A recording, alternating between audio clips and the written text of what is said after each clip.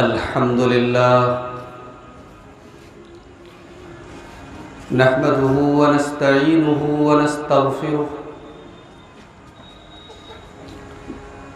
व नऊज़ु बिल्लाहि मिन शुरूरि अनफुसिना व मिन सय्यिआति अअमालिना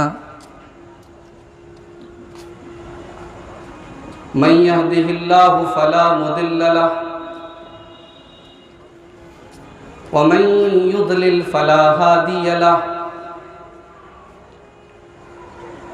व अशहदु अल्ला इलाहा इल्लल्लाह वहदहु ला शरीक लहु व अशहदु अन्ना मुहम्मदन अब्दुहु व रसूलुहु या अय्युहल्लज़ीना आमनुत्तक़ुल्लाहा हक़्क़ तुक़ातिही व ला तमूतुन्ना इल्ला व अंतुम मुस्लिमून या अय्युहन्नासुत्तक़ू रब्बकुमुल्लज़ी ख़लक़कुम मिन नफ़्सिन वाहिदह व ख़लक़ मिन्हा ज़ौजहा व बत्त मिन्हुमा रिजालन कतीरन व निसाअ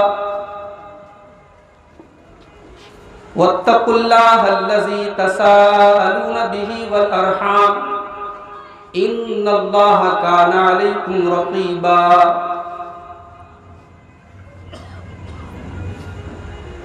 या अय्युहल्लज़ीना आमनुत्तक़ुल्लाहा व क़ूलू क़ौलन सदीदा युस्लिह लकुम अअमालकुम व यग़फिर लकुम ज़ुनूबकुम व मन युतिइल्लाह व रसूलहु फ़क़द फ़ाज़ फ़ौज़न अज़ीमा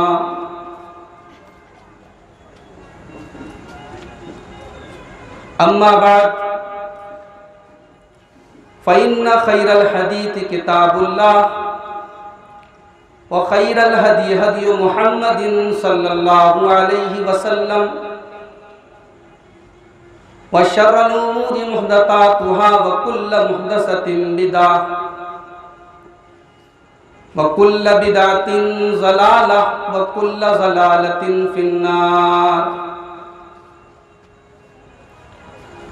अऊज़ु बिल्लाहि मिनश शैतानिर रजीम बिस्मिल्लाहिर रहमानिर रहीम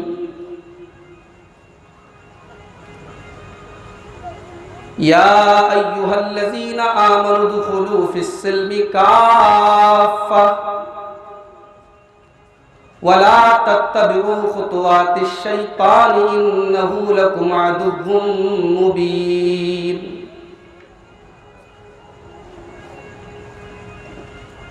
सदर मोहतरम मुअज़्ज़ज़ उलमाए किराम,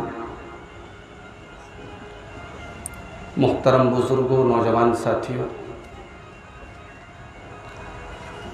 पर्दानशीन माओ और बहनों, प्यारे बच्चों,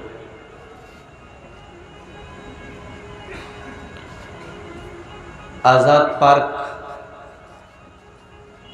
का ये सालाना प्रोग्राम 2-3 साल के गैप के बाद हो रहा है। इसके पहले ये इजलास मदरसा इस्लामिया सईदिया दारा नगर की तरफ से होता था। इन साल इस प्रोग्राम के इनेकाद की जिम्मेदारी जमीयत अहले हदीस शहर शुमाली ने अपने ज़िम्मे ली है और अल्हम्दुलिल्लाह ये प्रोग्राम अपनी पूरी आबोताब के साथ रवां दवां है। अल्लाह ताला हम सब के जमा होने को कबूल फरमाए और मुकर्रिरीन के ज़रिए जो भी बातें कही जाएं, किताब व सुन्नत की रोशनी में जो गुफ्तगू की जाए, अल्लाह ताला उस बातचीत पर हम सब को, कहने वालों को भी सुनने वालों को भी अमल की तौफीक नसीब फरमाए। आमीन। मैंने आपके सामने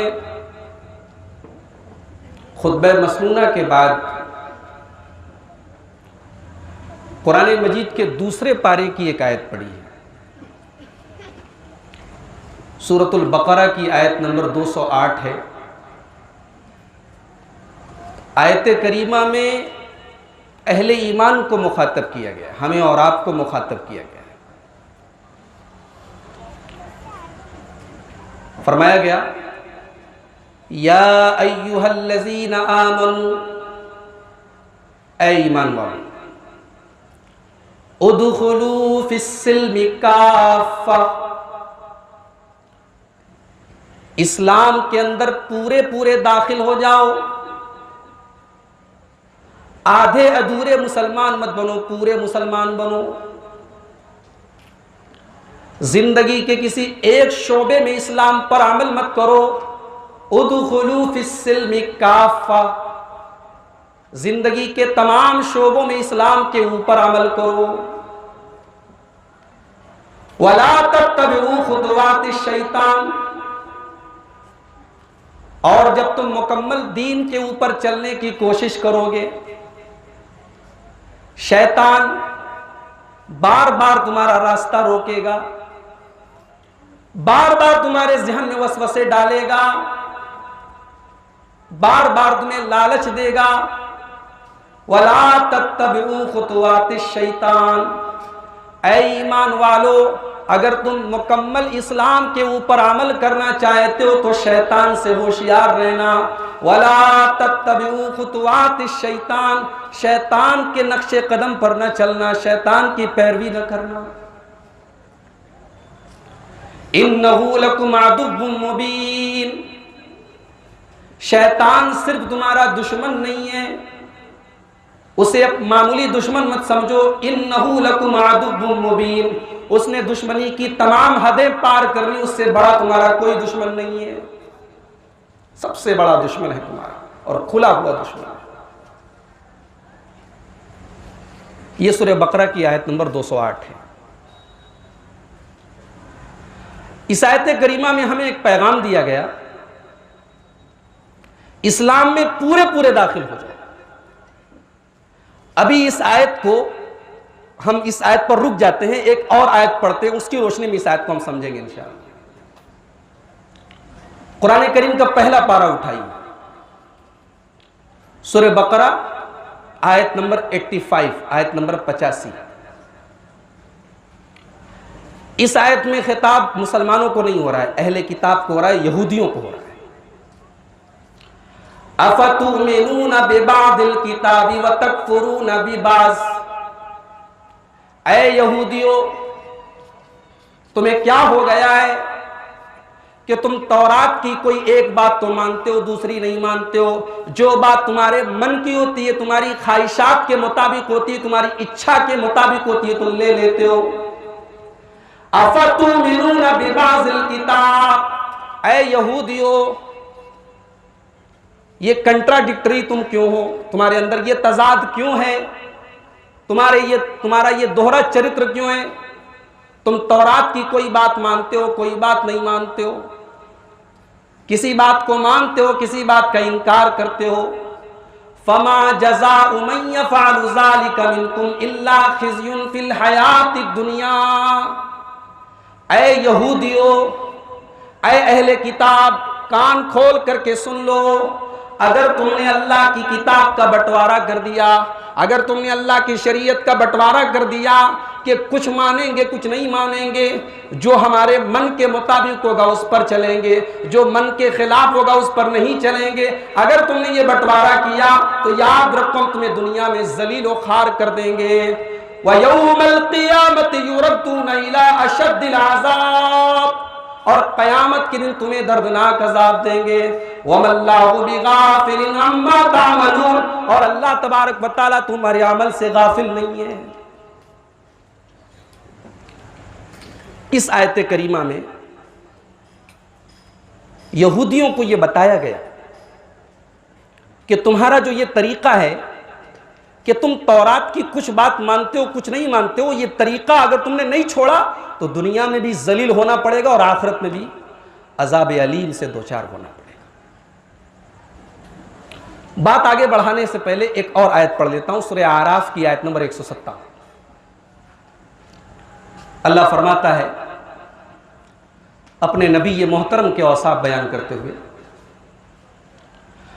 अल्लज़ीना यत्तबिऊन रसूलन नबिय्यल उम्मिय्यल लज़ी यजिदूनहु मक्तूबन इंदहुम फित-तौराति वल इंजील यअमुरुहुम बिल मारूफि व यनहाहुम अनिल मुनकरि व युहिल्लु लहुमुत तय्यिबाति व युहर्रिमु अलैहिमुल खबाइस। हमारा नबी तो ऐसा नबी है जो रसूल भी है और नबी भी है और उम्मी भी है। अब उम्मी का मतलब क्या है और डिटेल से समझाना पड़ेगा, उसको हम छोड़ देते हैं। नबी भी है, रसूल भी है, उम्मी भी है। अल्लज़ी यजिदूनहु मक्तूबन इंदहुम फित-तौराह, और उनका तज़किरा तुम्हें तौरात के अंदर भी मिलेगा, वल इंजील, और इंजील के अंदर भी मिलेगा। यामुरुहुम बिल मारूफ, और हमने तुम्हें जो नबी दिया है वो नबी तुम्हें नेकियों का हुक्म देते हैं। वयनहाहुम अनिल मुनकर, तुम्हें बुराइयों से रोकते हैं। वयुहिल्लु लहुमुत तय्यिबात, और पाक चीज़ों को तुम्हारे लिए हलाल करते हैं। जितनी चीज़ें हमारी शरीयत में हलाल है सब पाक हैं। खबीस चीज़ों को, नापाक चीज़ों को अल्लाह ने हलाल नहीं किया है। जितने हम जानवर वगैरह खाते हैं, हलाल जानवर खाते हैं, सब पाक हैं। वयुहर्रिमु अलैहिमुल खबाइस, और हमने जो नबी तुमको दिया है वो खबीस चीज़ों को, नापाक चीज़ों को तुम्हारे ऊपर हराम करते हैं। वयज़उ अन्हुम इसरहुम वल अगलाल अल्लती कानत अलैहिम, और हमने तुमको जो रसूल दिया है, जो नबी दिया है, वो तुम्हारे कंधों के ऊपर जो बेड़ियां थी, जो बोझ था, रस्म रिवाज का जो बंधन था, उस बंधन से उस नबी ने तुम्हें मुक्त कर दिया, आजाद कर दिया। वो तुम्हारे कंधों से, तुम्हारे जिस्म से उन बेड़ियों को और उन जंजीरों को हटाते हैं। ये उस नबी की खासियत है। इन तीनों आयतों की रोशनी में हम जरा अपने माहौल का जायजा लें। क्या हम इस्लाम में पूरे पूरे दाखिल हैं?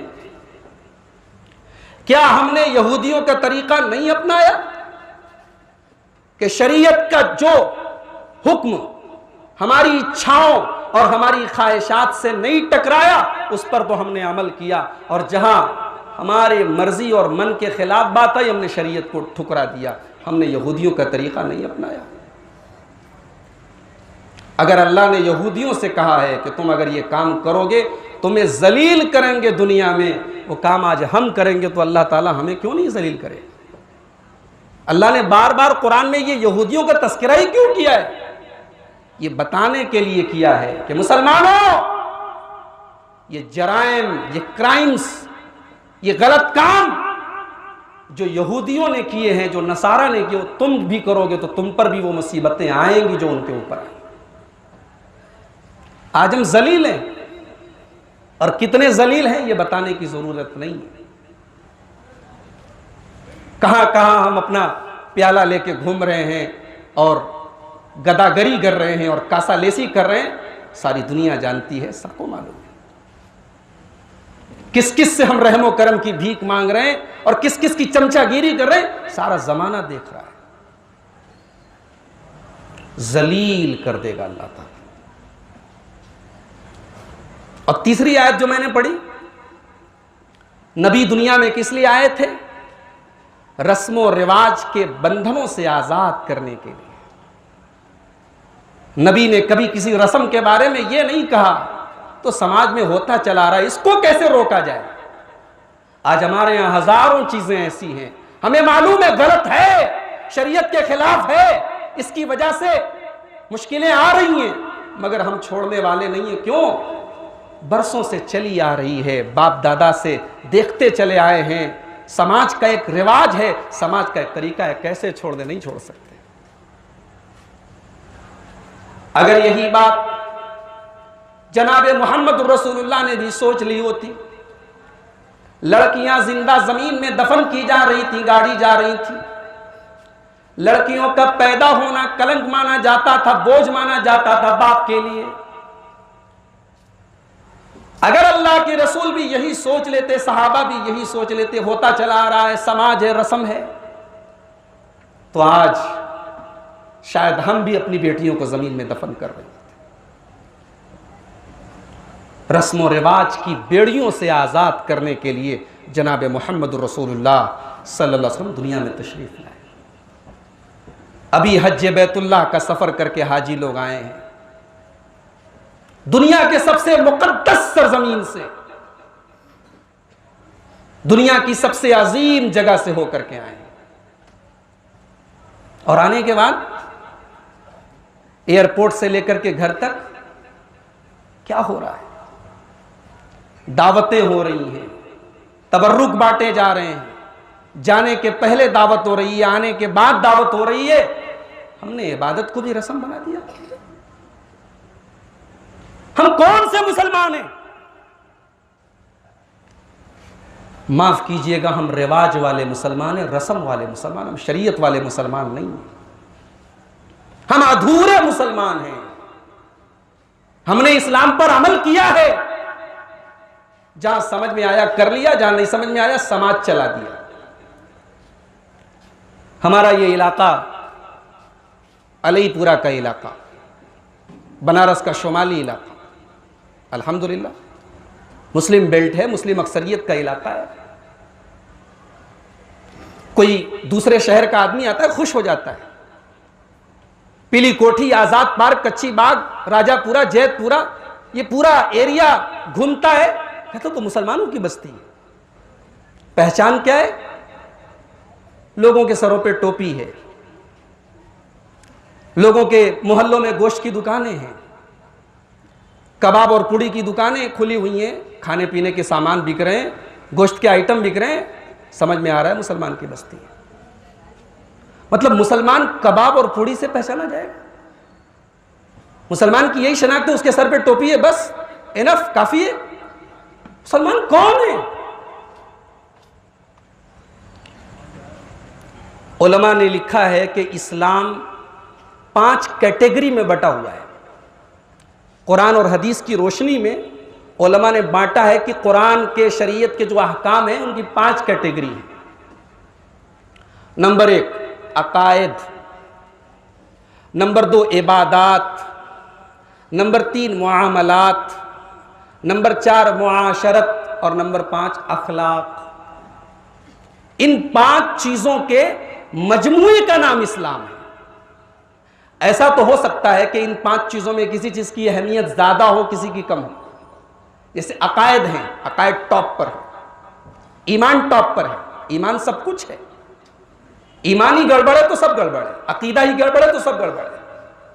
ईमान सबसे टॉप पर है।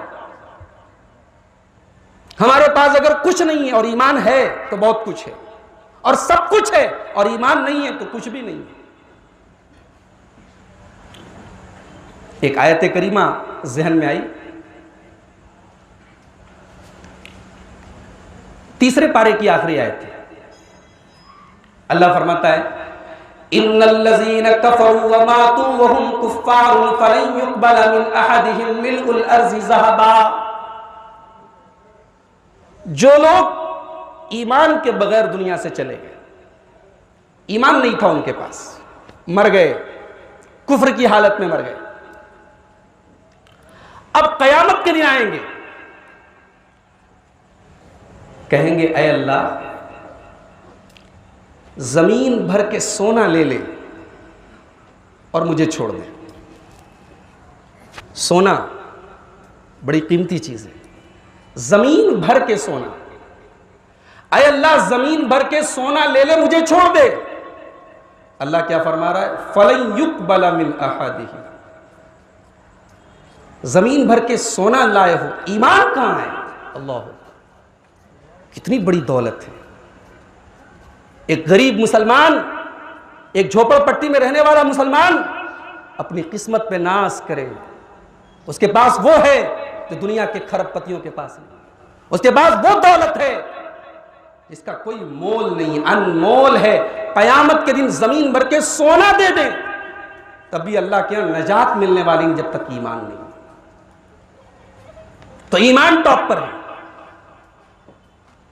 लेकिन ऐसा नहीं है कि आप ईमान वाले हैं तो अखलाक आपका चाहे जैसा हो, मुआशरत चाहे जैसी हो, मामला चाहे जैसा हो, या आप नमाजी हैं मिसाल के तौर पर, इबादत का चैप्टर है, रमजान का महीना आया, तरावी बहुत पढ़ते हैं आप, ताक रातों में जाग रहे हैं आप, शबे कद्र में इबादत कर रहे हैं आप, 5 टाइम के नमाजी हैं, मगर लेन देन बहुत खराब है, मामलात बहुत गड़बड़ है।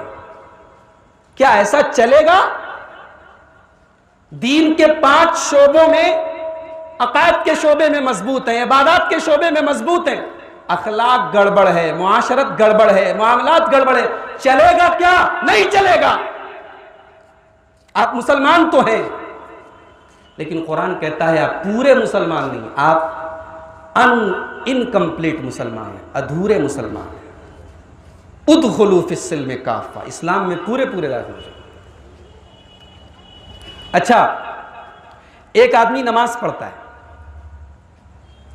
उसका लेन देन कुछ गड़बड़ है, तो दूसरा आदमी जिसका लेन देन सही है वो क्या कहता है?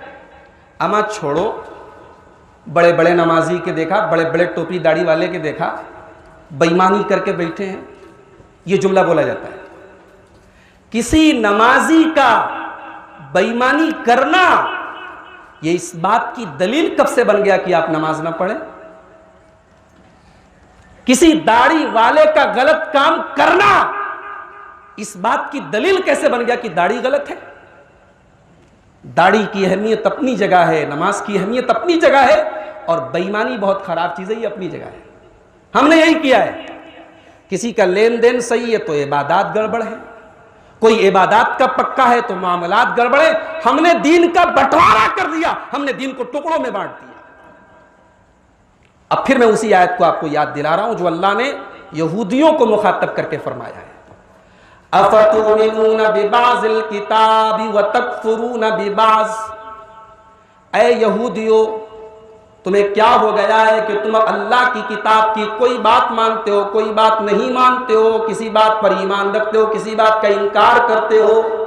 फमा जज़ाउ मन यफ़अलु ज़ालिका मिनकुम इल्ला ख़िज़्युन फ़िल हयातिद दुनिया, ऐ यहूदियों, तुम्हें दुनिया में जलील होना पड़ेगा। आज हमारे अकायद का क्या हाल है?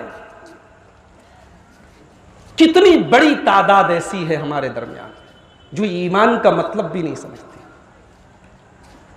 अल्लाह कुरान में अपने नबी से कह रहा है, फ़अलम अन्नहु ला इलाहा इल्लल्लाह, ऐ नबी, पहले अकीदे की इस्लाह कीजिए, पहले अल्लाह को पहचानिए, पहले रसूल को पहचानिए, पहले ईमान को पहचानिए, अकीदा दुरुस्त कीजिए।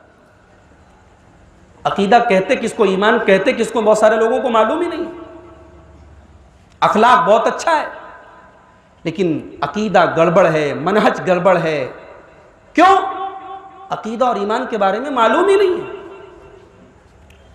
कौन बनेगा करोड़पति में? हमारा एक मुसलमान भाई पहुंचा, आसिम चौधरी नाम का, इंदौर का रहने वाला, पढ़ा लिखा, वेल एजुकेटेड, MBA पास है, बैंक का मैनेजर है। बड़ी खुशी की बात है, हमारी कौम का एक आदमी इस मकाम तक पहुंचा है, कौन बनेगा करोड़पति की हॉस्ट सीट पर पहुंचा है, ऊंचे मकाम पर पहुंचा है। सवाल किया गया उससे, एक मुसलमान से सवाल किया जा रहा है, यह बताइए कि इनमें से कौन अल्लाह के पैगंबर नहीं है? ऑप्शन ए मूसा अलैहिस्सलाम, बी आदम अलैहिस्सलाम, सी जिब्राइल अलैहिस्सलाम, और डी हजरत मोहम्मद मुस्तफ़ा सल्लल्लाहु अलैहि वसल्लम। आसान सा सवाल है। एक मामूली सी नॉलेज रखने वाला मुसलमान भी जानता है कि जिब्राइल अमीन अल्लाह के फरिश्ते हैं, पैगंबर नहीं है, रसूल नहीं है। आसिम चौधरी नाम का हमारा मुसलमान भाई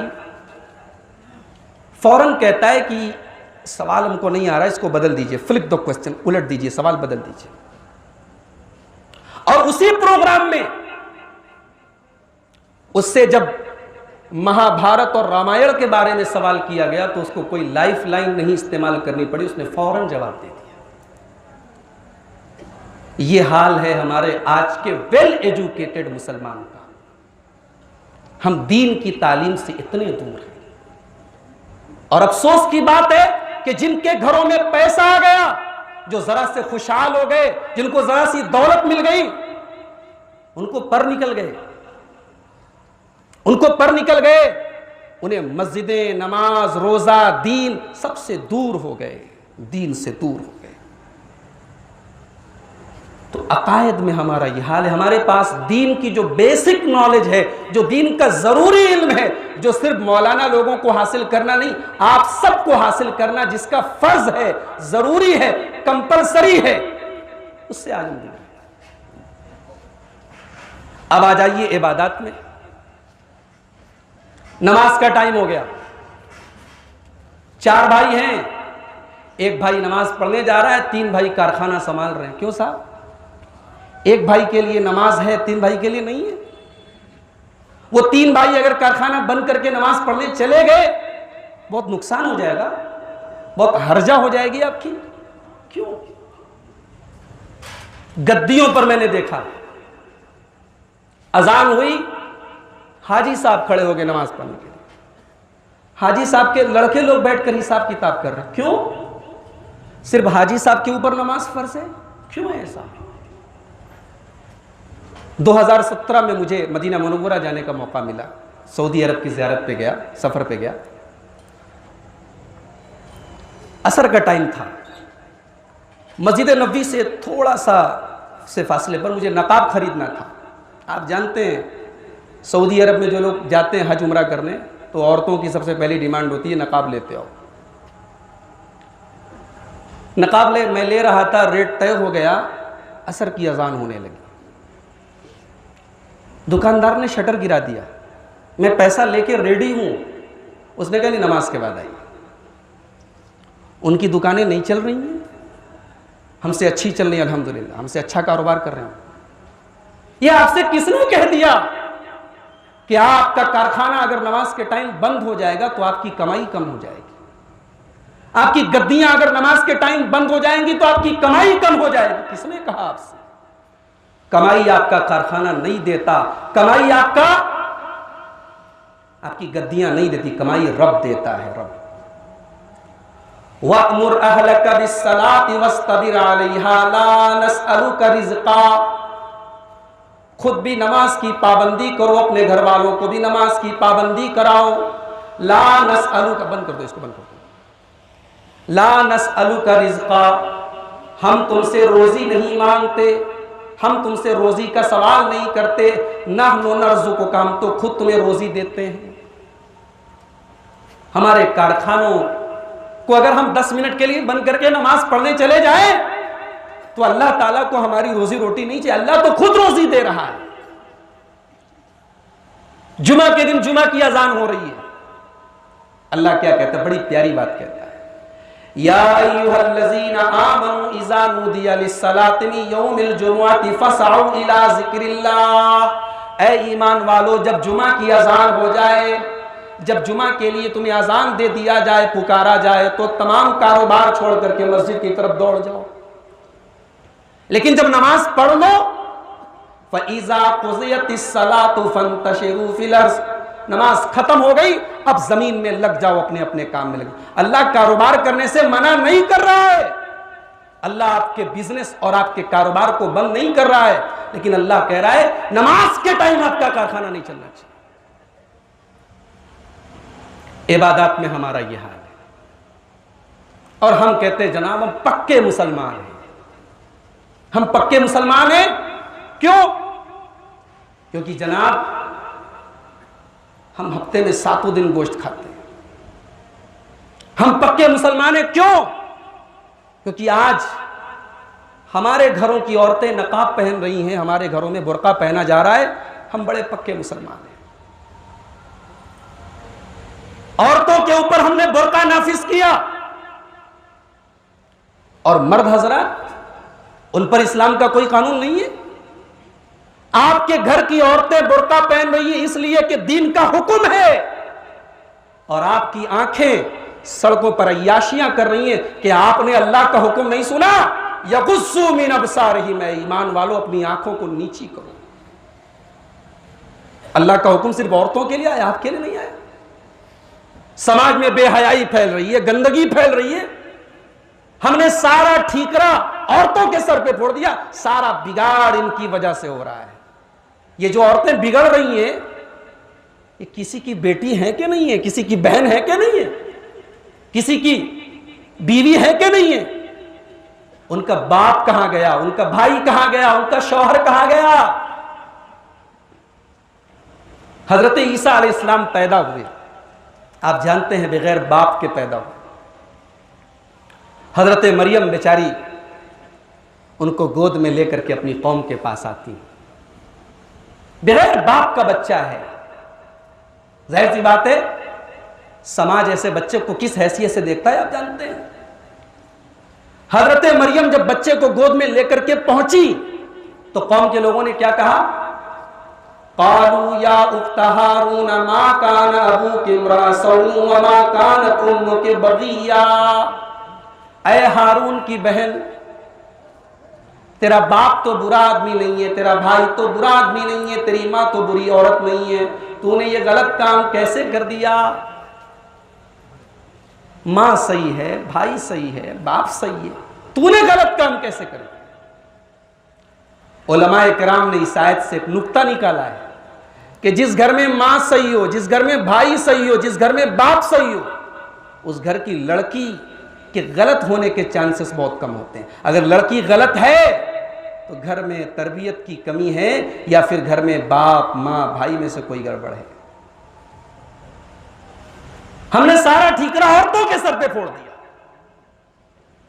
हमने समझा कि इस्लाम बस इसका नाम है, जुमा के दिन नहा लो, धो लो, कुर्ता पहन लो, अतर लगा लो, अच्छी सी टोपी लगा लो, मस्जिद में पहुंच गए, हो गए पक्के मुसलमान हो गए। नहीं मेरे भाई नहीं, ये गलत तसव्वुर है। ये इस्लाम का बड़ा लिमिटेड तसव्वुर आपने रखा है। इस्लाम सिर्फ नमाज का नाम नहीं है, इस्लाम पूरी जिंदगी का नाम है।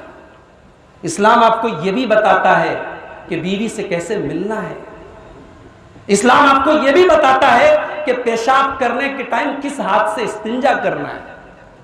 हजरत सलमान फारसी के पास कुछ लोग आए, बुखारी और मुस्लिम की रिवायत, कहा कि ऐ सलमान, सुना है तुम्हारे नबी सब सिखाते हैं, पेशाब पाखाना करना भी सिखाते हैं क्या। मजाक उड़ाया, उस आदमी ने मजाक उड़ाया कि क्या तुम्हारे नबी तुम्हें पेशाब पाखाना करना भी सिखाते हैं। सलमान फारसी ने उसकी बात का बुरा नहीं माना, कहा कि हां मेरे नबी ने पेशाब पाखाना करने के आदाब भी हमें बताए। हमारे नबी ने मना किया है कि जब पेशाब और पाखाना करने के लिए हम बैठे तो चेहरा या पीठ किबला की तरफ ना करें। औ अन्नस्तंजिया बिल यमीन, और दाहिने हाथ से इस्तिंजा करने से भी हमारे नबी ने मना किया है। औ अन्नस्तंजिया बि अक़ल्ल मिन सलासति अहजार, जब हम इस्तिंजा करें तो 3 पत्थरों से, 3 ढेलों से कम इस्तिंजा न करें। औ अन्नस्तंजिया बिर्रजीइन औ बिअज़्मिन, और हमारे नबी ने हमें गोबर या हड्डी से इस्तिंजा करने से भी मना फरमाया है। सलमान फारसी ने कहा हाँ मेरे नबी ने इस्तिंजा करने के आदाब भी बताए हैं। हमारा इस्लाम तो वो दीन है मेरे प्यारे नबी। आपने दीन को बड़ा लिमिटेड कर दिया।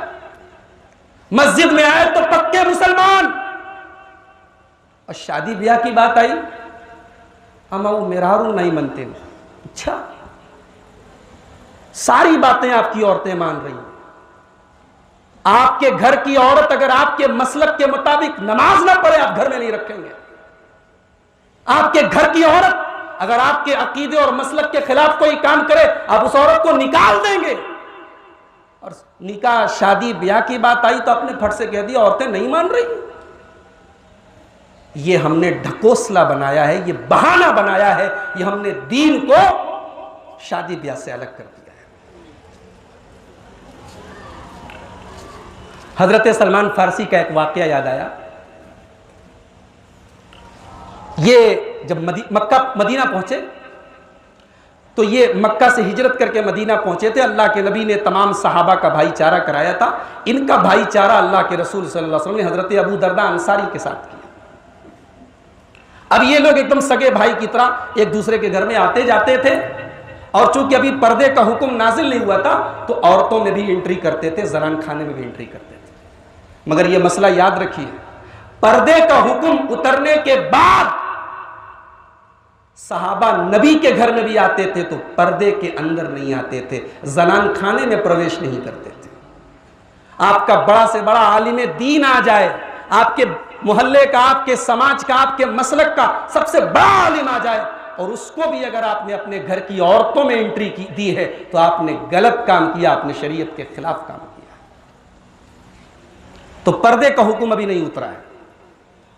सलमान फारसी गए अबू दरदा अंसारी के घर में, उनकी बीवी उम्मे दरदा बैठी थी।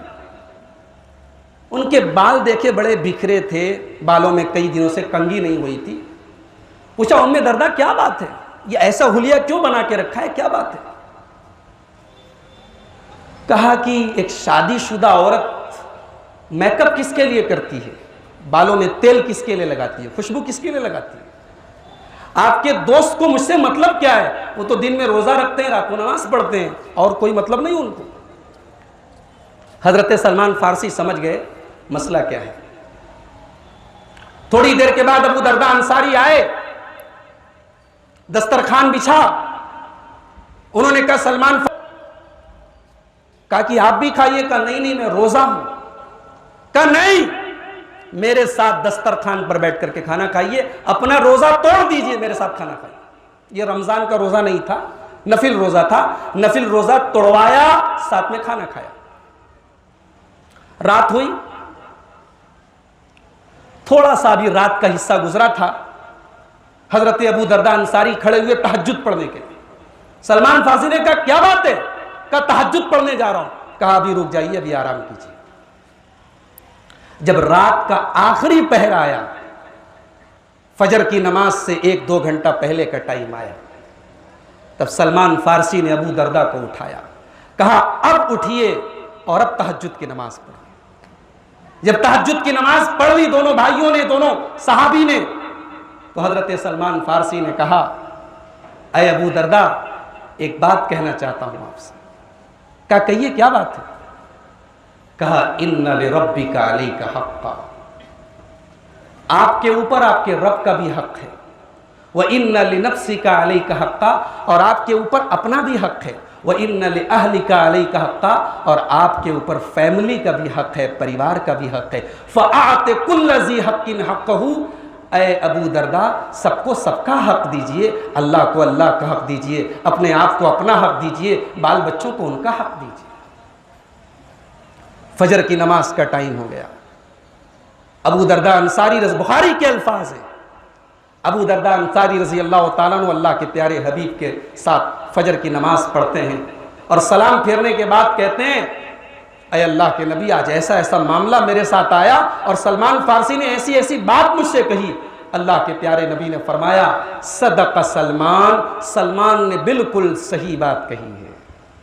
इस्लाम वो दीन है मेरे भाई। बीवी बच्चों का हक अदा करो, इस्लाम मना नहीं करता। शादी करो, इस्लाम हुक्म देता है। बच्चे पैदा करो, इस्लाम की तालीम है। उनका हक अदा करो, इस्लाम की तालीम है। मगर दीन के दायरे में रहकर, इस्लाम के दायरे में रहकर। और एक बात बताऊं, अगर आप अल्लाह को खुश करने के लिए अपनी बीवी के मुंह में लुकमा भी रखते हैं तो उस पर भी आपको सवाब मिलेगा। बुखारी की रिवायत, अल्लाह के नबी ने फरमाया, लन तुनफिक नफकतन तब्तगी बिहा वजहल्लाह इल्ला उजिरत बिहा, अल्लाह को खुश करने के लिए तुम जो भी खर्चा करते हो उस पर तुम्हें सवाब मिलेगा। हत्ता लुकमता, यहां तक कि वो लुकमा जो तुम अपनी बीवी के मुंह में रखते हो, अपनी बीवी को खिलाते हो, उस लुकमे पर भी तुमको सवाब मिलेगा। हम अधूरे मुसलमान हैं मेरे भाइयों, और कुरान कहता है पूरे मुसलमान हो। मामलात कैसे हमारे, लेन देन कैसा है हमारा? लेन देन ऐसा है, मुसलमान की गद्दी पर आदमी माल नहीं बेच रहा है, गैर मुस्लिम की गद्दी पर शौक से माल बेच रहा है और कहता है इसके यहां लेट ही सही पेमेंट मिलेगा, उसके यहां कोई गारंटी नहीं। ये हमारे मामलात का हाल है। मुसलमान पर भरोसा करने के लिए तैयार नहीं। उसके बाद हम कहते हैं मौलवी साहब बड़ा मंदा है, कारोबार में बरकत कहां से आएगी? अल्लाह के प्यारे नबी फरमाते हैं, फ़इन सदक़ा व बय्यना, अगर सौदा खरीदने वाला सौदा बेचने वाला दोनों सच्चाई से काम लें, साफ सुथरा कारोबार करें, बूरी का लहुमा फी बैइहिमा, उनके कारोबार में अल्लाह बरकत देगा। वह इन कज़बा, लेकिन कारोबार की बुनियाद अगर झूठ पर होगी, वह कतमा, कारोबार में धोखा होगा, मुहिक़त बरकतु बैइहिमा, तो कारोबार की बरकत छीन ली जाएगी। आज हमारे कारोबार की बरकत छीन ली गई। मेरे भाई, साड़ी का कारोबार आज हमारे यहां हो रहा है, कपड़े का कारोबार हो रहा है। कदम कदम पे हम अल्लाह और उसके रसूल की खिलाफ वर्जी कर रहे हैं। किसी और कारोबार में मैंने इतना फ्रॉड नहीं देखा, इतना 3-5 नहीं देखा जितना मैं अपने यहां के कारोबार में देख रहा हूं। और मैं तो बहुत कारोबार का एक्सपर्ट नहीं हूं, लेकिन कारोबार करने वाले और एक्सपर्ट लोगों ने मुझे बताया कि आज अगर हमारा कारोबार मंदी का शिकार है तो हमारे अपने करतूतों का और हमारे भाइयों की हरकतों का नतीजा है।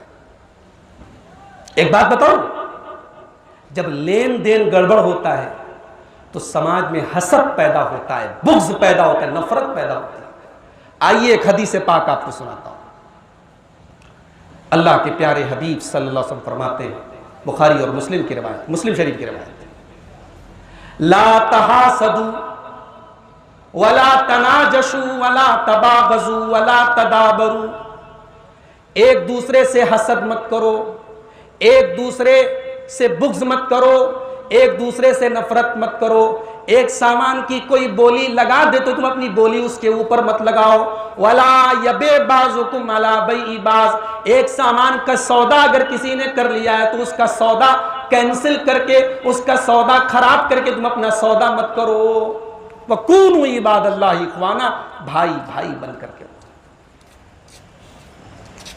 मामलात गड़बड़ हैं आज।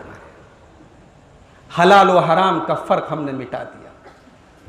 आज जो हम कमा रहे वो हलाल है, जो नहीं कमा रहे वो हराम है। ये हमारा मिजाज है।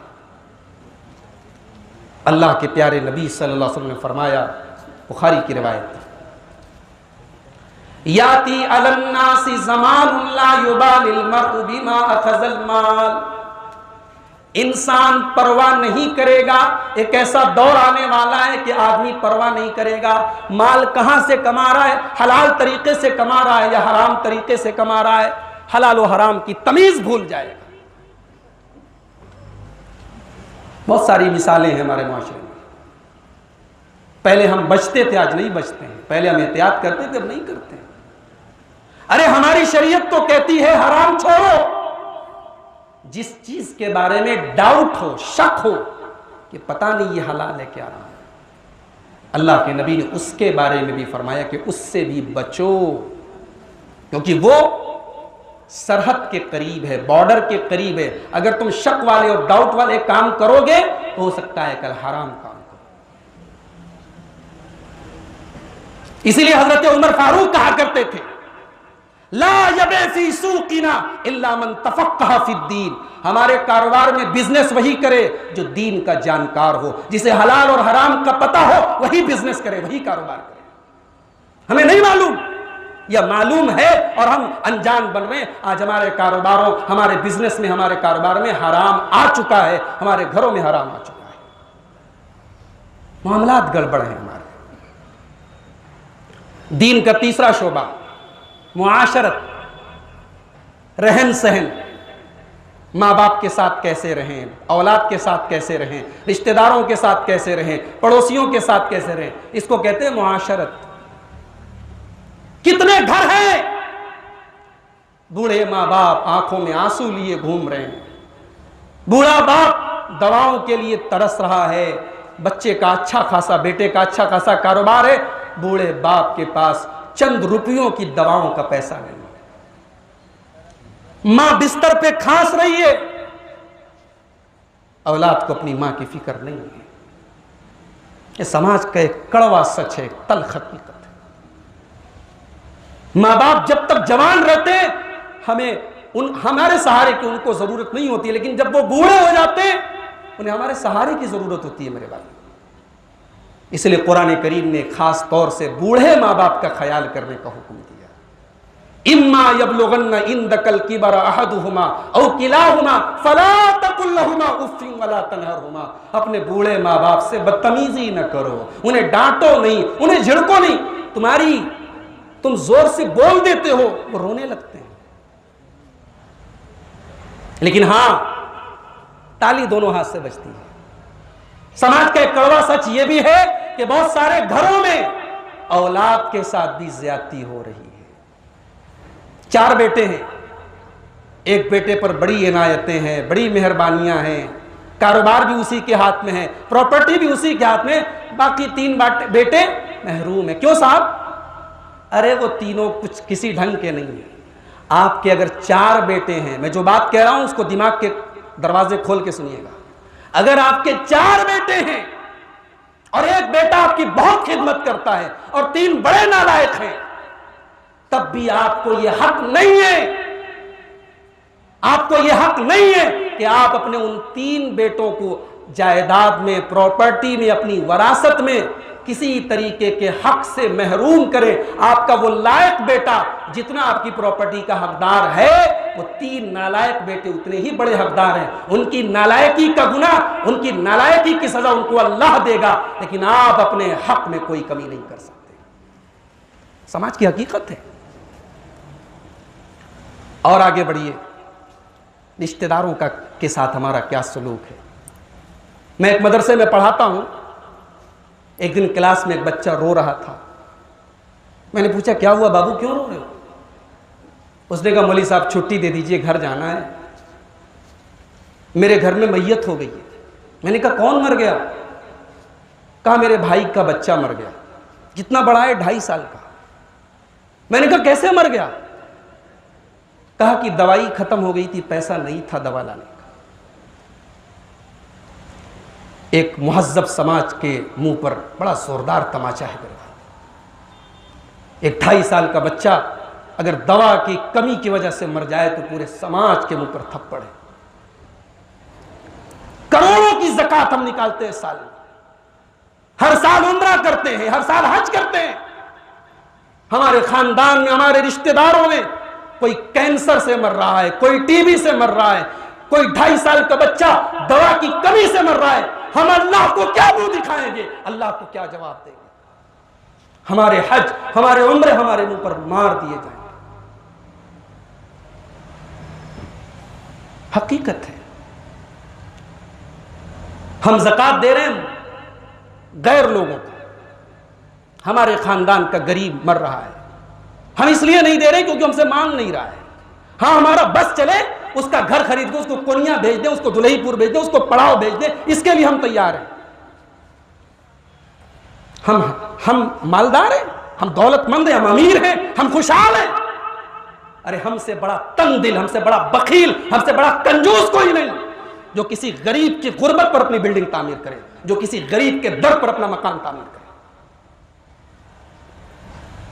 अल्लाह के प्यारे हबीब फरमाते हैं, अस्सदक़तु अलल मिस्कीन सदका, किसी गरीब को सदका देते हो तो सदका होता है। वह सदक़तु अला ज़िर्रहिनी सिंतान, लेकिन रिश्तेदार को सदका देते हो तो डबल सवाब मिलता है। सदक़तुन वसीलतुन, एक सदका का सवाब मिलता है और एक रिश्तेदारी निभाने का सवाब मिलता है। अदालतों में चले जाओ, कचहरियों में चले जाओ, अल्लाह की कसम गैर मुस्लिम आपको कम मिलेंगे, मुसलमानों के मुकदमे ज्यादा मिलेंगे। हर घर में मुकदमा है, हर खानदान में मुकदमा है। जिस नबी की तालीम है कि एक बालिश्त जमीन नाजायज हड़पने वाला कयामत के दिन जहन्नम में जाएगा, आज उस नबी के मानने वाले, उस नबी का कलमा पढ़ने वाले अपने भाई की जमीन, अपने भतीजे की जमीन, अपने खानदान की जमीन हथियाने के लिए तैयार है। क्या सलूक हम कर रहे हैं अपने रिश्तेदारों के साथ। कुरान करीम ने जहां भी वालिदैन का जिक्र किया है, आप गौर कीजिए, वालिदैन के फौरन बाद रिश्तेदार का जिक्र किया है। रिश्तेदार के साथ हुस्न सलूक का मतलब क्या है? उसकी मैयत में चले गए, उसके शादी में चले गए? नहीं, उसके हर सुख दुख में उसके काम आना। हमारे रिश्तेदार हैं, बीमार पड़े हैं, इलाज का पैसा नहीं उनके घर में, हमें अल्लाह ने करोड़ों दिया है, हम इतने बड़े बिजनेसमैन हैं, हमारे पास 5 मिनट का टाइम नहीं अपने उस गरीब रिश्तेदार की अयादत कराएं, उसकी कुछ मदद कर दें, उसके घर में कुछ काम चल जाए, हम इसके लिए तैयार नहीं। हाँ, हर साल उम्रा, माफ कीजिएगा, हर साल उम्रा करना गुनाह नहीं है, अच्छी चीज है, सवाब है, फजीलत है उसकी, मगर यह भी बहुत बड़ी फजीलत का काम और यह भी बहुत बड़ा जरूरी काम है जो मैं बता रहा हूं। और आगे बढ़िए, पड़ोसी के साथ हमारा क्या सलूक है? वो इस्लाम जो ये कहता है कि पड़ोसी का मजहब भी नहीं देखना है, मसलक छोड़ दो, हमारे अकीदे का है कि नहीं, हमारे मसलक का है कि नहीं, छोड़ दो, हमारे मजहब का नहीं है, दूसरे मजहब का है, दूसरे धर्म का है, अगर हमारा पड़ोसी है तो हमारी जात से उसको कोई नुकसान नहीं पहुंचना चाहिए। अल्लाह के प्यारे नबी फरमाते ला यदखुलुल जन्नता मन ला यअमनु जारुहु बवाइक़हु, जो अपने पड़ोसी को तकलीफ पहुंचाता है वो जन्नत में नहीं जाएगा। और इस्लाम का दामन तो पड़ोसी के मामले में बड़ा कुशादा है।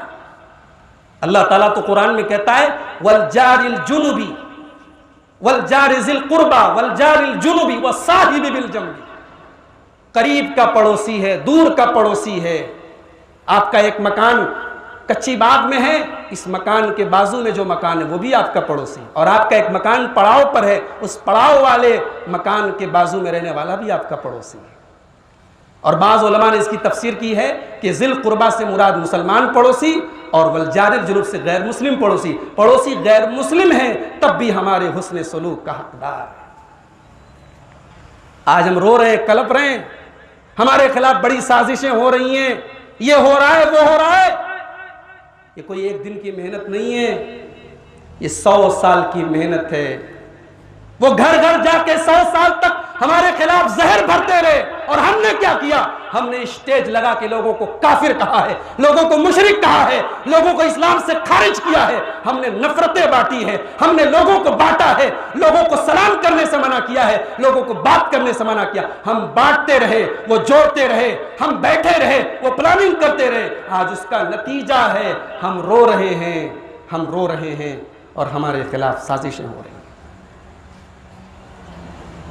पड़ोसी के साथ हमारा ये रवैया है। मुआशरत की बात निकली तो एक बात और बता देना चाहता हूं, वक्त मेरा खत्म हो रहा है। मुआशरत में रहन सहन में पर्दा दिया जाता है। आज बड़ी खुशी के साथ हम कहते हैं कि हमारे इलाके में पर्दा है। माफ कीजिए, यह पर्दा जो हमारे मुआशरे में हो रहा है यह दीन की वजह से नहीं हो रहा है, ये इसलिए हो रहा है क्योंकि हमारे समाज में हो रहा है, इसलिए हमारे घर की लड़कियां पर्दा कर। ये दीन की वजह से नहीं हो रहा है। अगर ये दीन की वजह से होता तो ये सारनाथ में जाके उतरता नहीं, ये पहाड़ी पे जाके उतरता नहीं, ये कहीं जाकर के खत्म नहीं होता। अगर ये पर्दा दीन की वजह से होता तो ये हर जगह कायम रहता। ये पर्दा तो समाज की वजह से। और घर की औरतें पर्दा कर रही हैं और घर के मर्दों को पूरी इजाजत है कि लड़कियों के स्कूल की छुट्टी हो रही है और सड़कों पर खड़े होकर चाय के होटलों और पान की दुकानों पर बैठकर ये नजारेबाजी करें। बुजुर्ग और बड़े बड़े उम्र के और नौजवान और बूढ़े और सब मनचले अपनी अपनी आंखों की अय्याशी करें, इसकी आपको इजाजत है? नहीं मेरे भाई। अगर आज समाज गंदा हुआ है, समाज में बेहयाई फैली है, अगर औरतें जिम्मेदार हैं तो उसके पूरे जिम्मेदार आप भी हैं। प्यारे नबी ने आपसे कहा था इय्याकुम वद्दुखूल अलन निसा, गैर महरम औरतों के पास मत जाया करो। सहाबा ने पूछा अल्लाह के नबी अफराइतल हमवा, शौहर का जो करीबी रिश्तेदार है जैसे भाई है, तो भाई देवर अपनी भाभी के सामने जा सकता है कि नहीं?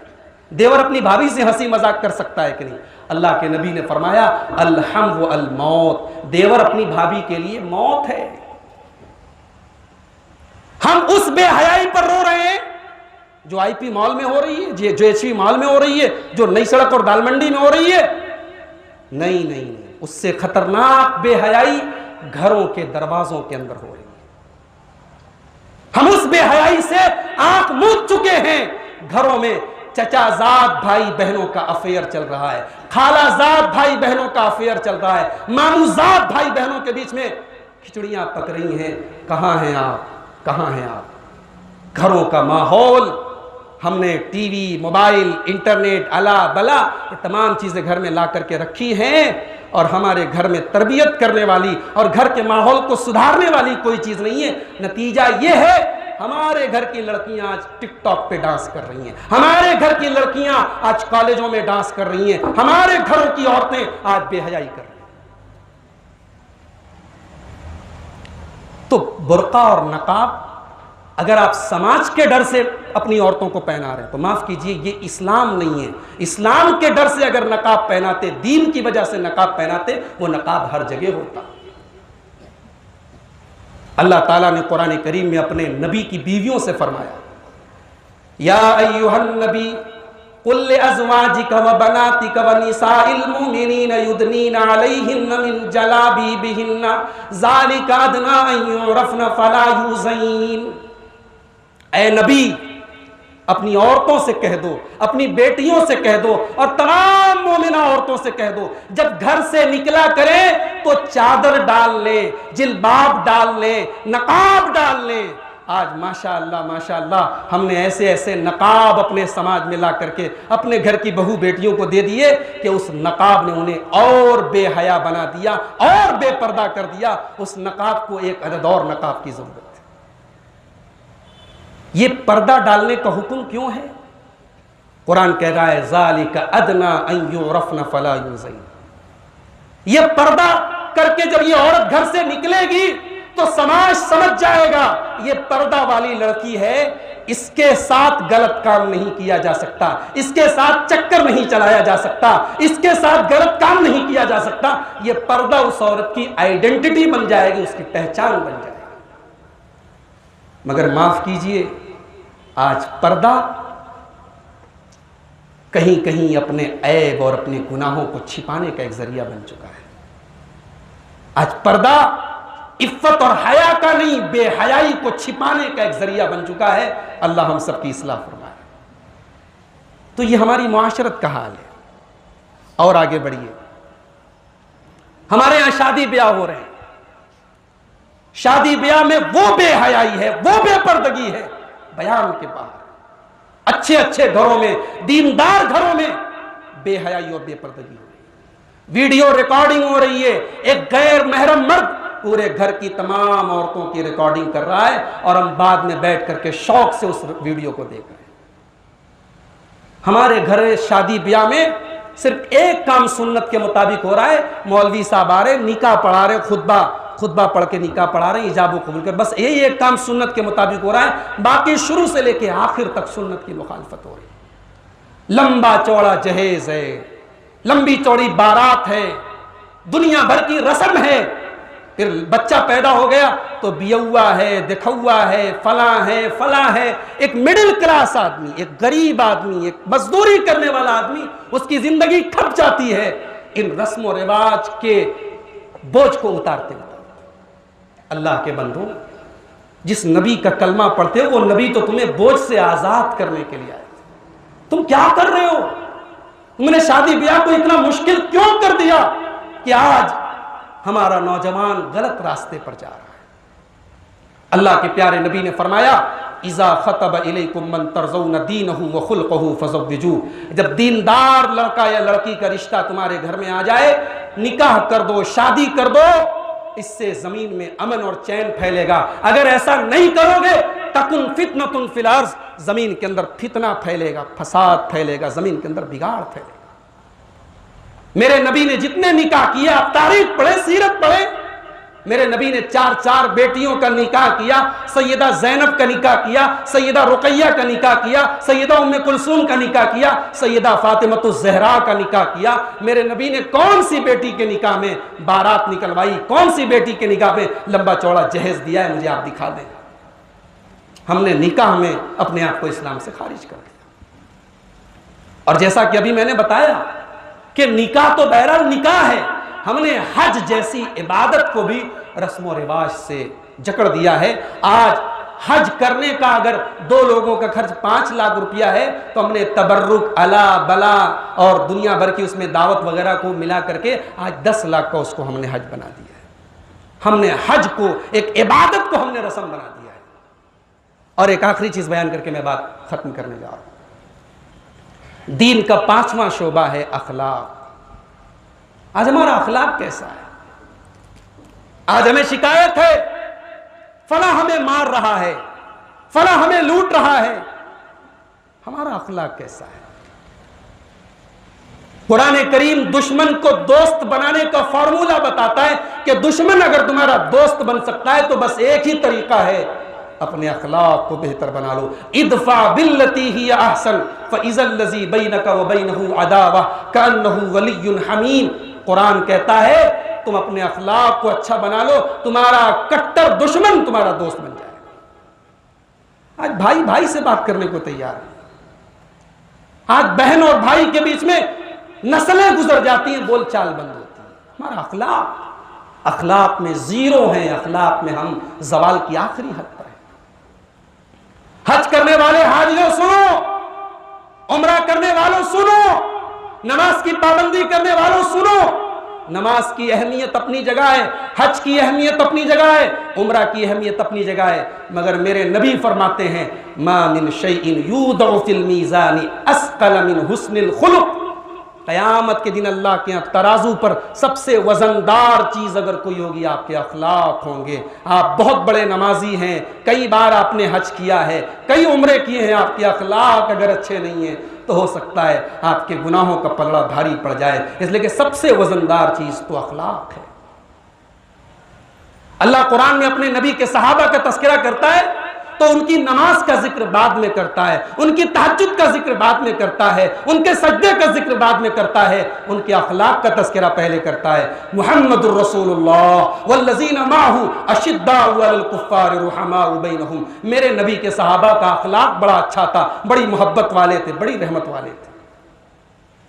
अखलाक को अच्छा बनाओ मेरे भाई। अपने अखलाक को अपने मसलक के लिए खास मत करो, अखलाक का दायरा वसी करो। सलाम करते हो सबको सलाम करो, मोहब्बत करते हो सबसे करो, ताल्लुकात निभाते हो सबसे निभाओ। अपने अखलाक का दायरा तंग मत करो, अखलाक के दायरे को वसी करो।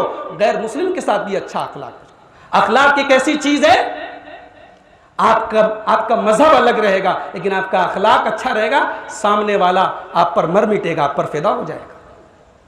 हिंदुस्तान में इस्लाम कैसे फैला? तलवार से नहीं फैला है, लड़ाई झगड़े से नहीं फैला है इस्लाम हिंदुस्तान में, बल्कि पूरी दुनिया में। मैं खास तौर से हिंदुस्तान का तस्करा कर रहा हूं कि हिंदुस्तान में इस्लाम समुंदर के साहिली इलाकों पर अरब से ताजिर आते थे, उनका अखलाक इतना अच्छा था, उनका लेन देन इतना अच्छा था, हमारे हिंदुस्तान के बरादरान वतन ने उनको देख करके इस्लाम कबूल किया और आज हिंदुस्तान में करोड़ों की तादाद में मुसलमान हैं। तो मेरे भाइयों, बात खत्म करने से पहले मैं उसी आयत को रिपीट करूंगा, या अय्युहल्लज़ीना आमनू उदखुलू फिस्सिल्मि काफ़ा। ऐ ईमान वालो, इस्लाम में पूरे पूरे दाखिल हो जाओ। अपनी ख्वाहिशात के पैरोकार मत बनो कि जो दिल चाहेगा उसको मानेंगे, जो दिल में नहीं आया उसको नहीं मानेंगे। दीन के तमाम शोबों पर अमल करो। इबादात में भी मुसलमान बनो, ईमानियात में भी मुसलमान बनो, मुआमलात में भी मुसलमान बनो, मुआशरत में भी मुसलमान बनो और अखलाक में भी मुसलमान बनो। हमारे नबी के बारे में किसी शायर ने बड़ी सच्ची बात कही है कि जालिम से लिया जुल्म का बदला न किसी वक्त, मारा भी तो अखलाक की तलवार से मारा। मेरे नबी ने अखलाक की तलवार से लोगों के दिलों को फतह किया है। अल्लाह से दुआ करता हूँ अल्लाह ताला दीन के तमाम शोबों पर हम सबको अमल करने की तौफीक नसीब फरमाए। रब्बुल आलमीन हमें सही मानों में मुकम्मल इस्लाम पर चलने वाला बना दे। रब्बुल आलमीन हमें किताब व सुन्नत पर चलने वाला बना दे। रब्बुल आलमीन हमें अपने अकायद की, अपने ईमान की इस्लाह करने की तौफीक नसीब फरमाए। रब्बुल आलमीन इस उम्मत की सफ़ों में इत्तिहाद पैदा फरमा दे, हम सब की मुश्किलात को दूर फरमा दे, हमें अमन और चैन और सुकून नसीब फरमाए। आमीन। व आखिर दावाना अनिल हम्दुलिल्लाहि रब्बिल आलमीन। वस्सलामु अलैकुम व रहमतुल्लाहि।